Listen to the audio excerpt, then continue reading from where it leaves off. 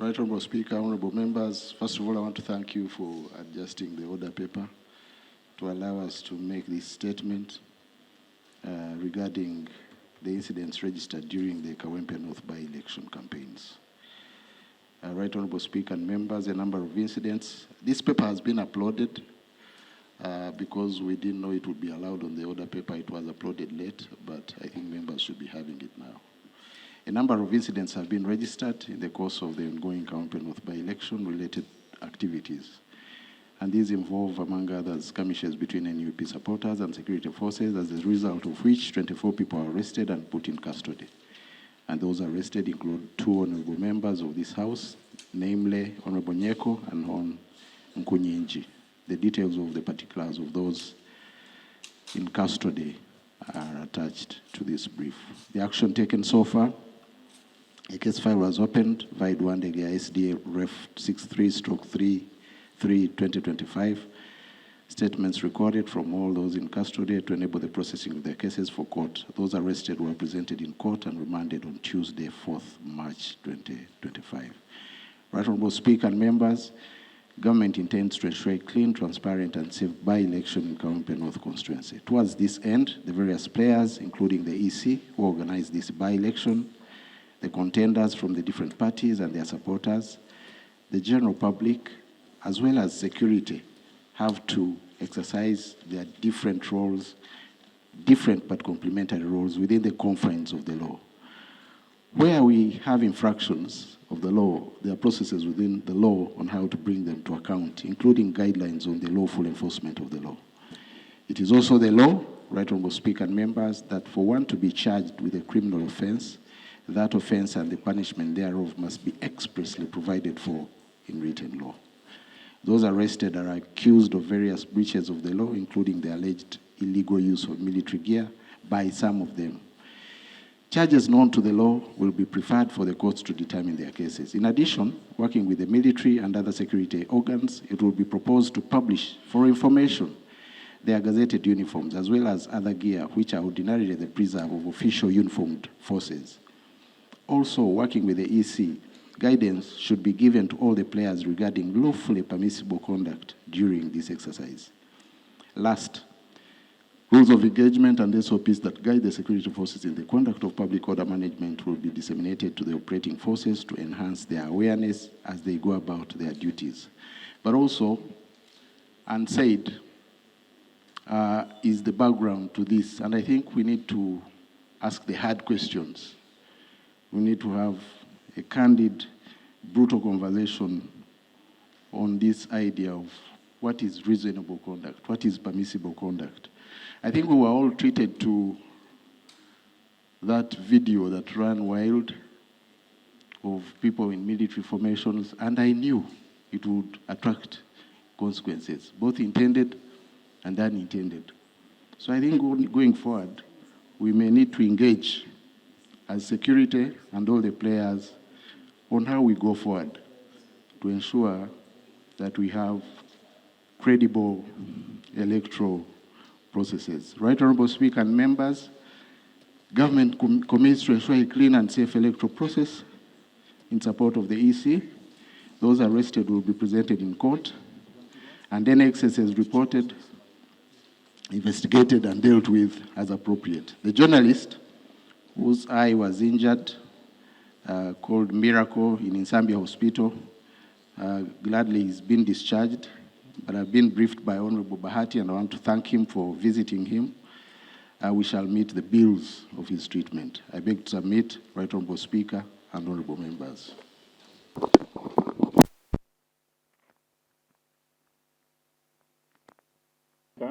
As the Honourable Muhoozi has said, and as you instructed me, I visited the journalist called Miracle, who works with Stop TV.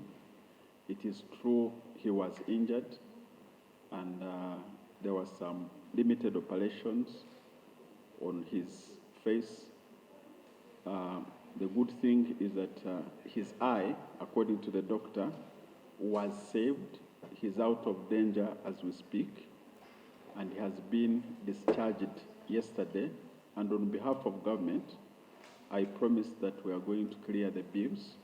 Also had a complaint that his camera was damaged, but in the meantime, we have agreed with the Minister of Internal Affairs that the bill will be cleared by government.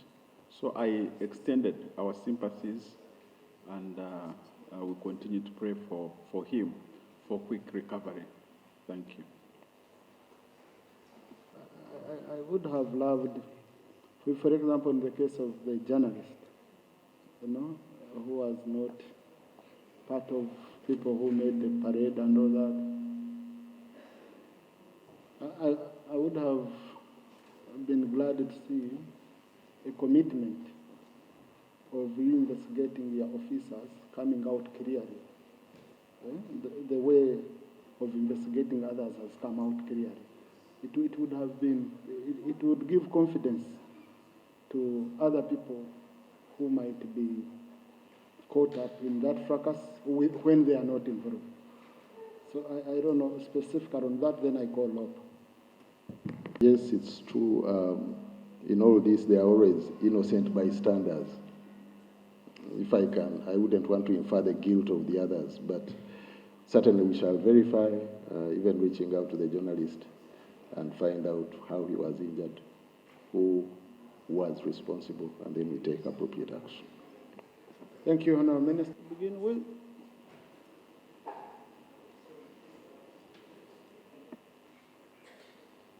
Thank you, Mr. Speaker.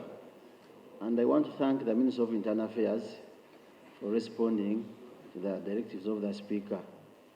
First of all, Mr. Speaker, allow me to thank your government for responding to the injured person by meeting his bill. Although you wouldn't have met it if you had not caused injury to him. And it's not enough, but there are more than one who are under the same state. Mr. Speaker, I want to inform Gen.Muhoozi, Minister of Internal Affairs State, that yesterday, and as of now, there's a video running around. There's a Ugandan resembling one of the Jat, and people were almost going to kill him, thinking that the one was beating people in Kawempe. This is a common phenomenon in Africa. Sometimes some people say that I'm resembling also you yourself. And if you commit an offense, I might be the victim or you might be. But for you are lucky, you have safety with your security guards. This is the situation, Mr. Speaker, we are facing. But when we are here, the Minister for Trade, who was acting as government, leader of government business, denied knowing anybody who was beating people. The processes of bringing people to book, summoning them, is within the hands of government, not the opposition. If there's any offense committed by a national unity platform, at any cost, it's you to bring them to book. But here we are having soldiers beating civilians with no sufficient cause. There's a candidate in this race. They were saying we are going to cause traffic jam. He's moving with a wheel loader. But for him, it's safer than those walking on foot on the roads. How would we handle that? Mr. Speaker, sir, we should go, members of parliament, and I'm repeating this, because we are giving challenges to our speaker. And I want to thank you, Mr. Speaker. You stated it here, that you are going to handle that matter. Members of parliament are summoned by, you summon them through the Speaker of Parliament. If I'm wearing an overall, which is red in color, but it's having national colors, what offense have I committed? I'm driving going to the rally where there is a NUP candidate or an NRM candidate, and you arrest members. Honourable Minister of Internal Affairs, kindly. Even NRM, actually, parades are committed everywhere. You must communicate, and all as directives come out, respect them. NRM is wearing its yellow overalls. It's also berets. Also, because you know what is sanctioned under the Relief Act, which was brought back to Parliament as a trained soldier and a lawyer. So, Mr. Speaker, I think we need to come out. Why do you beat the press, the fourth arm? They are fully dressed in their attire, showing that they are working for maybe Mr. Baramuzi, Honorable Mr. Baramuzi, radio, and others. I can take the information and I will conclude. Right Honourable Speaker, and thank you, Honourable Sewungu, for giving way. Right Honourable Speaker and members, when you see the events unfolding in the Kawempe North by-elections, it leaves all of us in a bad situation. Those involved in the election, and even those other citizens, particularly the responsible members of this society. Now, when the issue was put for government to come and clarify and explain, I'm surprised, deeply surprised, that the Honourable Minister has chosen to tell what everybody wishes to hear. He has told the intent of the law and the aspirations of Ugandans. But what is at stake now is that they are hoodlums. There is the JAT, which is responsible, the core mandate, to crack on terrorism. And now you have an official exercise, a campaign exercise announced, and the government chose to deploy the Joint Anti-Terrorism Force. Why? Because from the word go, we would start from there. Who deployed? Honourable Minister, you could tell the country who deployed and why. Because we should start from there. And it is not difficult to find out. Even if there was some conduct of members. Honourable Sechkubo, that's not how we behave on the floor. Okay? You came for information, and I hope your time is up, I'm sorry. Honourable Susan Amero. No, you donated your time. Now you donate. Thank you very much, Right Honourable Speaker. Right Honourable Speaker is, for how long are the security forces going to take the law into their hands? And they go away. They walk out free. What are they supposed to be doing?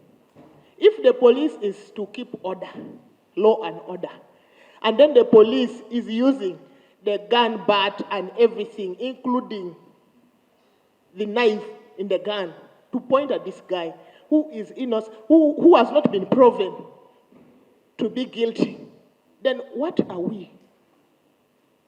I think something needs to be done, because currently the situation at hand is not good. We need to protect our people, and we need to do the things according to the laws that we are making. I beg to submit, Mr. Thank you, Honourable Mede. Honourable Speaker, I stand to protest the manner in which security handles civilians in certain situations. Because I was a victim of that during elections, it doesn't matter what party you belong to, but it matters how the state security conducts themselves. I'm a mother. One time I was very pained. I almost shed tears seeing a small girl, these children of Makerere University, trying to protest, and a little girl howled behind a pickup. I wouldn't want my daughter to be treated like that. During the campaigns, it was like the state versus Ahmed. There was this colonel that was deployed in my constituency, and they were just all over intimidating people with the uniforms, telling my supporters they are going to disappear. Please, in this century, as a politicians of my generation, we want fair competition, we want accountability of security. This is not fair. I beg to submit. Thank you. Now, honourable colleagues, that happened, but how is the situation now? Have we gotten other bad incidences? So why I'm raising this, I want us in our debate, if the situation now has calmed down, then we don't again put in fire. Honourable Chibadia? Thank you, Right Honourable Speaker. I have asked you, I don't know. So now, stop You know, yeah, I've asked you in your submission, you should be the ones to tell us what's going on. I didn't tell you that the situation is like this. I asked you. Yes. Honorable Speaker, every rightfully thinking Ugandan is asking, how did we reach here? How did we reach where we are? What has caused this, Right Honorable Speaker? Right Honorable Speaker, I remember at the beginning of this parliament, the Speaker then, late Honorable Jacob Olanya, said that one day he would organize a day. We sit here and debate how we wish this country to move. Right Honorable Speaker, maybe one day you convene, either you take us in conference hall, in the compound, we debate. Right Honorable Speaker, it's ugly. Your question was, what is happening now? Is it any better? Right Honorable, yesterday they were showing where a lady was seated in a vehicle. Somebody jumped on the vehicle on top and pointed a gun at the lady in the car. The lady was saying, shoot. People were surrounding the car. Right Honorable, who is in charge of campaigns in this country? Campaigns are not going to the church to begin praying. And campaigns, everybody will be chanting, people will be moving, people will be singing. Who is in charge of campaigns, Right Honorable Speaker? A campaign period? And we behave like this? Honorable Minister, we want you to restore hope in Ugandans. Restore hope in Ugandans and say maybe it is regrettable, this was uncalled for, we are investigating, we are going to do something better. But according to your statement, it's as if everything is normal and what is going on is blessed because you blame the people who were arrested. You can't even tell us those who participated in beating. You beat a younger girl. You pull a younger girl on the road. Right, Honorable Speaker, it's very regrettable. Now, before Honorable Ross, Honorable Minister, I understand the Electoral Commission, you had a meeting with the Electoral Commission. Or your security forces were. I would want to hear from you. I don't know whether it's you who attended or your people briefed you, because both sides were invited. So you don't have any information on that, on what you agreed? Okay. Speaker, but I'll find out. Because I saw the director in that meeting, I saw in the media. Sorry? Okay. Yes. Yeah, thank you so much, Right Honorable Speaker. Right Honorable Speaker, I worked for Electoral Commission. And the law is clear. In such an operation, honestly, it's Electoral Commission to invite police and if they are skeletal, maybe the army to support. But what is happening is like the minister slept on duty. Because if Electoral Commission had a meeting and he was not even in the meeting and he does not know anything, what hope can he give Ugandans? Right Honorable Speaker, I want to thank you for giving room to debate this particular issue. This morning I was on talk show. Literally, NRM, if it will ever get any votes in Kawempe, I want to tell you, skeletal, the community is bleeding. Why have we decided to militarize something which is for civilians? What is your fear? Why have we decided to make election to appear as it's war? Do we want to take this country into anarchy? We have had enough. Innocent people are being beaten. Can you imagine? Media is the fourth estate. The fourth estate has lost an eye. We can happily sit here and say the treatment will be covered. Can you imagine? Really? Do you know what pain is in a person who has lost an eye? Right, Honorable Speaker, I beg you, the only hope remaining for our community, especially when it comes to Kawempe, is this House. Kindly put your feet on this matter. It must stop. Thank you. Honorable Kro. Anarchy during my early childhood. the memories of 1980s, 86 to 90, we have been victims. We have been IDPs. You go to Teso, you are terrorized by the illegal guns there, the wars there. But I'm surprised that in this day and era now, we thought we'd run to Kampala for refuge. But now the way things are being done, in broad daylight, it's not at night. Honorable colleagues, we are the voices of the people. And this, in its measure, I want to thank Right Honorable Speaker. All of us have got to stand together to condemn the actions. When the military spoke, the army, they said they don't know those people. You get it? Security agencies are disowning some of these people. By now, in a normal situation, those people should be behind bars. So I want to appeal to our forces, particularly police, Honorable Minister. The JAT are people who fall within your docket. Kindly bring them to order. We want a fair ground for all of us. We are ready to win elections clean, but not through a brutalized way. I beg to submit. Thank you, Honorable Shisha. 21, Mitoma lost 3 young men who were even not part of the group. 2 were hawkers of nuts. They were buried in Kabila. 1 was from Ijumo. It was during campaigns, and I was there to campaign. I was almost lynched when I mentioned the name. NRM, they almost lynched me because they were bitter with NRM by that time. So I'm requesting that we put a stop on this because we are nearing the elections. What is going to happen when everyone is campaigning and nobody is even there to stand for any? Thank you so much. We need to put a stop on this. Honorable Joyce Bagara. A journalist. The rate at which journalists are being brutalized in circumstances like this is very alarming, and I'd like to say to this parliament that Miracle is not the only journalist that has been injured in situations like this. And most of the time, the government will try to compensate or to buy a camera to replace it or to pay the bills. But what are the bills? What about other journalists?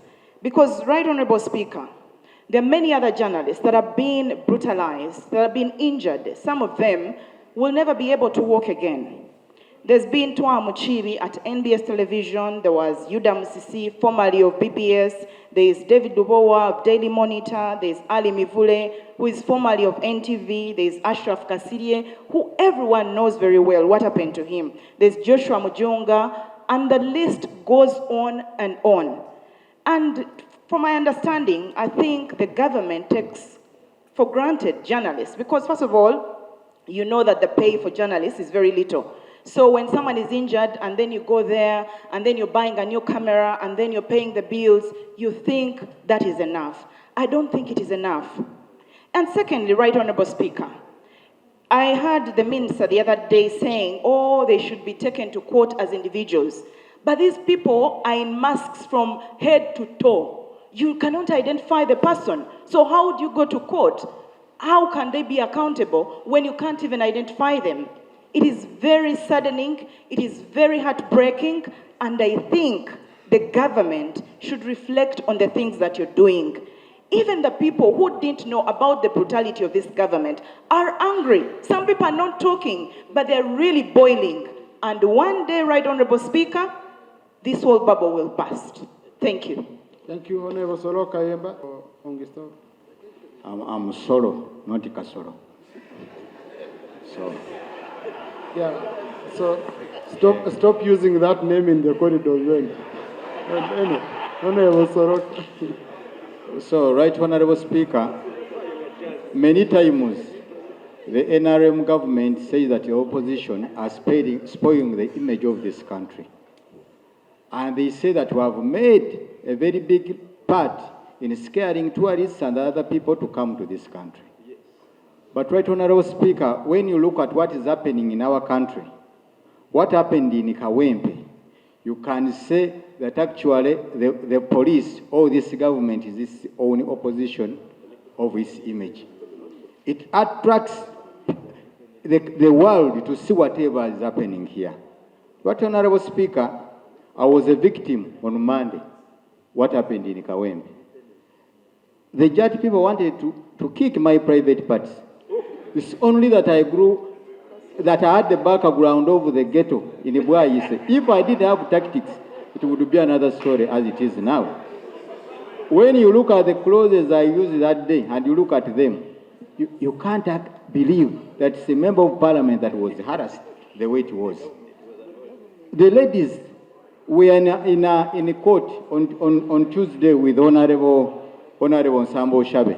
When you look at the way the ladies were beaten, others lost their backs. Yes, they did. Others, when you look at their faces, they were brutally brutalized. Why are we doing this? The kidnaps going on as we speak now, right, Honorable Speaker. An American citizen called Charles Bukenya Mubawala, the Vice President for UNA, was kidnapped on Tuesday night in Nakulabi. We don't know where he is. This country is experiencing many people leaving to go and seek asylum in other countries because of the way the security agencies are handling. We ask who is ordering, who is taking over. But we have seen tweets of the CDF saying, I'm going to crush these new people. We condemn that. This is our country. We are born in Uganda, we stay in Uganda. Thank you. Honorable Member. I viewed some of the video clips, and I noticed something that I want the minister to take interest in. And that is, there was one of the ladies, a soldier, that was trying to pull her colleagues away from beating people. And what came in my mind, Minister, that's why I want you to take interest, is, was there a single command, or there could have been two commands or various? Because how can you have a group that is so happy to beat people and you have this other person who is pulling them away? That tells you there could have been a problem. Right, Honorable Speaker, one time on the floor of Parliament here, I stated that we are sending these policemen and soldiers out there. We don't know what is in their heart, because in their training, some of the things they are sent to do, they don't like. They know that it is not professional to be sent to do what they are being asked to do. And one day, like my sister stated, if one of them gets annoyed, and that is why we also need to question whether some of them are doing it because they think they should do that, or they are doing it with the intention of actually spoiling the name of the government. You never know. Minister, you need to take interest, because some of them may be not happy and they think they should do something extreme in order to spoil the name of the government. So you need to look at all this if anything positive is supposed to come. Thank you, Right Honorable Speaker. Thank you, Honorable Nifa. For his statement. And I also want to thank you, Right Honorable Speaker, for having brought this debate on the floor. I want clarification from Honorable Minister. I want to talk about fellow members of Parliament. When you look at their charge sheets, and even others that were arrested, all the charge sheets, most of them are talking about public nuisance. But I don't know whether you took a look in the penal code about the ingredients of public nuisance. Because our MPs, I was with Honorable Nyeko in the same area, then who was grabbed, who was standing. Then they came and grabbed him. Later on the charge sheet, you wrote on the charge sheet that the offense is the public nuisance. So do you know about the ingredients of public nuisance? Honorable Nifa, you're going into unchartered waters, sub judice, Rule 73 is already charged. Please, these are not issues we can discuss. Thank you, Right Honorable Speaker. I want to talk about the law that has written about the laws of Uganda, and in this case, about these people who arrest civilians. There are procedures of arresting people. There are also procedures of arresting members of parliament. But these people who the masked people and the judge people, I do not know whether they are under the laws of the procedures of how people are supposed to be arrested. I want clarification on that. Thank you. Thank you. Now, don't get me wrong, okay? If you're a member of parliament and you are caught right in the act, they don't need to leave you to go and then come right to the speaker summoning you. No. Okay? From there and then they take you and then we start following up. Yes? No, I want you to know, please get me clearly. Because you're going to be a member of parliament, we can also be thieves, by the way. So you go to rob someone's home, and when they come to arrest you, you say, no, you first go to the speaker to get permission to arrest me. So there are incidences when you are taken right away. But that does not mean, yes, I'm telling you, that does not mean that I'm saying that our MPs shouldn't be arrested using the usual methods we use. I remember the Honorable Sewanyana, the Honorable Segirinya, they were sent someone through here. But where you're caught right in the act, Honorable colleagues, that won't apply. Honorable Mpuga, then Shadow Attorney General. Oh, no, not Shadow Attorney. Shadow Minister for Justice? Abdara, your Shadow Minister for what? Internal Affairs? Oh, Shadow Internal Affairs is the Honorable Nambozi. But she has just come. So I'll give the one who has been here. The former. I know they talk together. Much obliged, Right Honourable Speaker. Right Honourable Speaker, the Minister of Internal Affairs, who has just read the statement, is one of the better schooled military officers in this land. And I'm very sure that statement was just dropped on his desk when he was rushing to come to this house. I decline to imagine that it is his statement. Somebody must have written something, he was in a hurry, and he came to read it. Otherwise, how would the General David Muhoozi, that I think I know fairly, make reference to the fact that some of these victims were part of an illegal parade, and therefore their treatment seemed like an act of reprisal, revenge, and retribution, which has no space in the laws of the land? That can never be a statement from the Minister of Internal Affairs that I know. Somebody simply dropped it on his desk. Probably he can explain whether the actions of Kawempe were punishment in retribution, and then probably educate us on their space in the laws of the land, given some illegal military parade alluded to in the statement. I don't know, Speaker. Secondly, the honorable member, I forget the name, made reference to the fact that if the EC is constrained and stretched, they can actually make request for backup. May we know from the minister whether there is such a request from the Electoral Commission? And in their request, they formally requested for JAT to support them, not any other security agency. And explain to us the nature of stress that compelled them to make that request. 3, the people involved in the videos and on the ground are all hooded. May we understand from the minister, under what circumstances would people enforcing the laws of the land be hooded and therefore hide their identity while executing a public duty? So that we can also advise citizens on their mode of hooding themselves to counter. Right, Honourable Speaker, the point I'm making is that we are running into dangerous territory where purported law enforcement is being done by people without identity, which is why you've had between police and the army, each denying knowledge of the hooded individuals.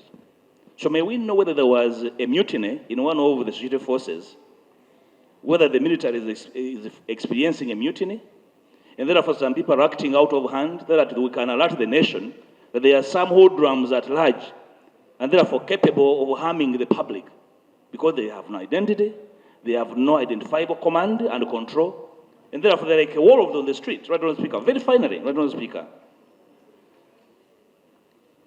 the Honourable Bashisha, a very, very honourable lady, with pain, made allusion to the fact that she had that experience in her territory during the last election, and that the three people, the victims, were not even involved. Nobody involved or not involved should ever be a victim of a civil. Thank you. Time, Honorable Abdara, Chwanuka, Honorable Ndezi, Honorable Madoi. Thank you, Right Honorable Speaker. Right Honorable Speaker, I happen to be one of the victims who were subjected to inhuman treatment on Sunday, bounded into a drone, tortured, slapped, pushed under the chairs of the drone, and told not to look in front anywhere until I found myself having been dropped at Kawempe police station. This happened in the eyes of only one person whom I happen to identify, who is the DPC of Kawempe. When I reached Kawempe, I was slapped in front of the camera at the counter of police station at Kawempe. There is a camera. And I was slapped, undressed, with my attire, which I was putting on, which is an overall, red, and I was told that is an army attire. And I asked him, since when is this an attire of police or an army? Right Honorable Speaker, everyone here can tell his or her own story. In my own constituency, which is Mukono North, I take it that I went through the worst election, and I was declared the last among all of you. Why? Somebody tried to use SFC, use the army, abducted, and it is in my constituency where most of those people whom you are hearing who were abducted, where they came from. And it started like that, and this is what is happening in Kawempe.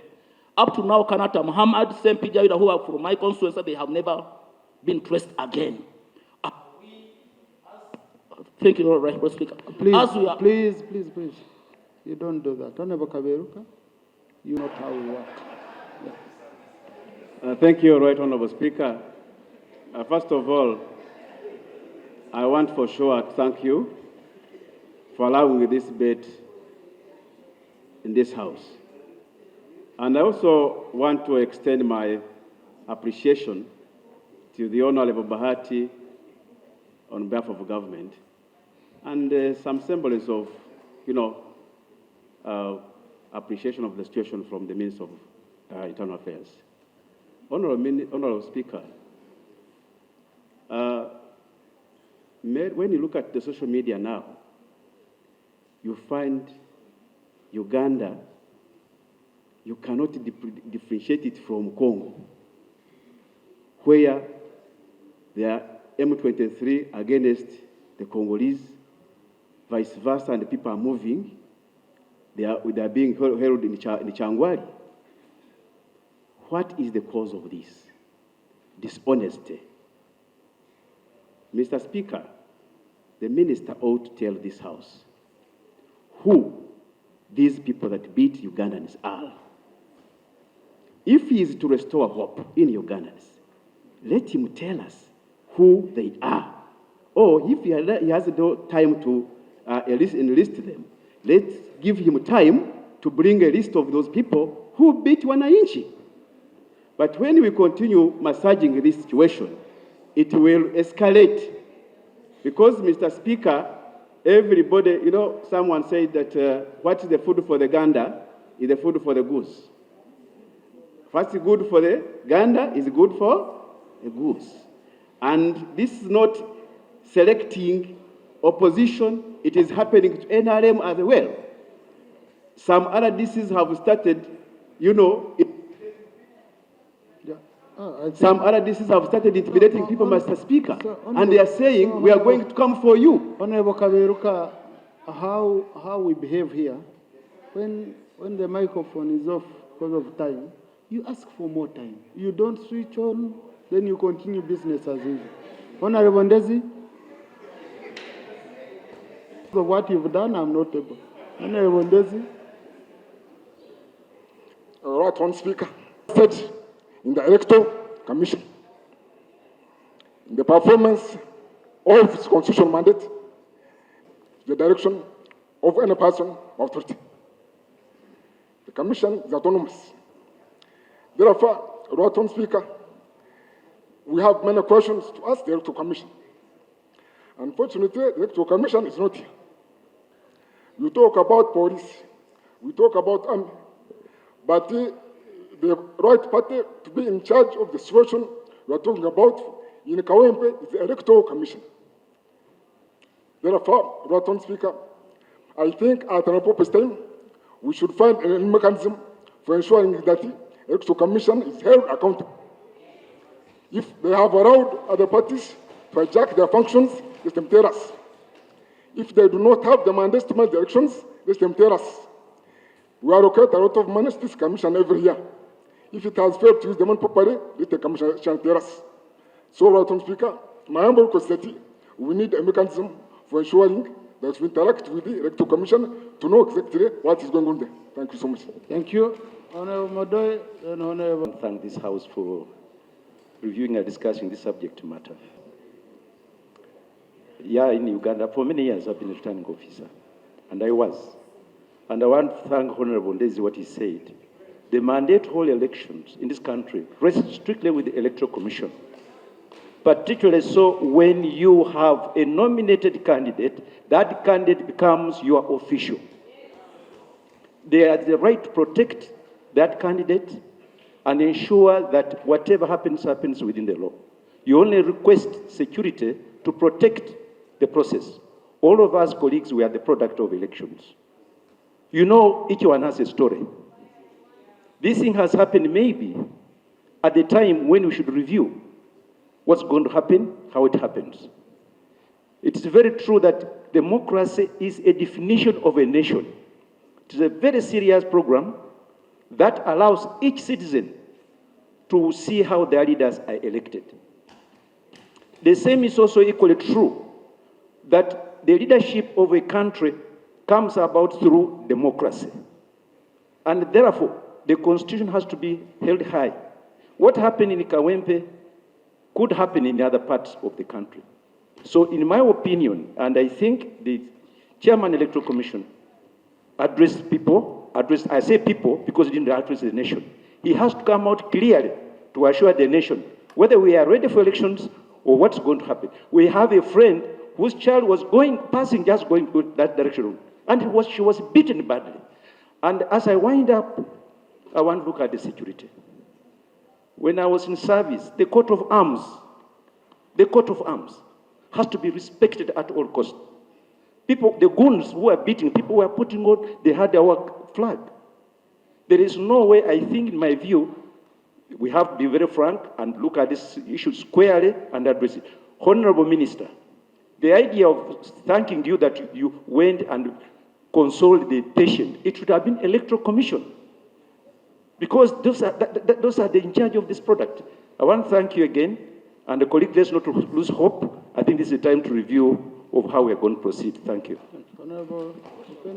For giving time to this particular subject that has been disturbing my head, Right Honorable Speaker, since I watched the news that a prospective member of parliament can come from nomination and is pulled off a motorbike, thrown onto the ground. Right Honorable Speaker, we have a history as a country. We cannot afford to see this happening in the NRM government, where we all rejoiced and thanked the president for liberating this country. Who are these officers? When I heard the police, the spokesperson for Honorable, I'm a former Felix Kulaije, speaking and saying they don't know these people. Now, how can people have guns, have sticks, beat up Ugandans, and nobody is arresting them? And they continued with this even the next day. I have raised the issue of officers covering their faces. If you are not criminals, why are you covering your faces? Why don't you want to be seen by the Ugandans? Right Honorable Speaker, I want to request, we moved away from the governments that were not democratic. Our constitution obligates the state to ensure free participation by all Ugandans. They are free to participate in politics and elect the person that they want. If that is not the way we want to go, can we scrap off these elections, right, Honorable Speaker? Can we go back to the movement, to no party state, and we stand on individual merit? Because the parties are now, we are getting divided around parties. If political parties are an issue, right, Honorable Speaker, we are requesting for constitution amendments. Can we have constitution amendments here before we go into elections? We are silent and yet the days are drawing closer. Can we discuss these matters? Thank you. Honourable Minister.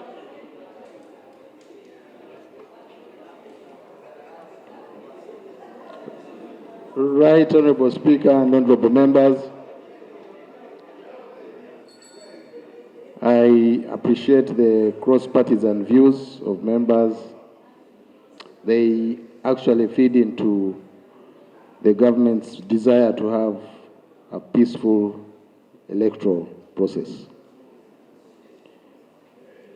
The practical solutions we seek are fed by the processes, the roles, and the balance of rights and duties that you have talked about.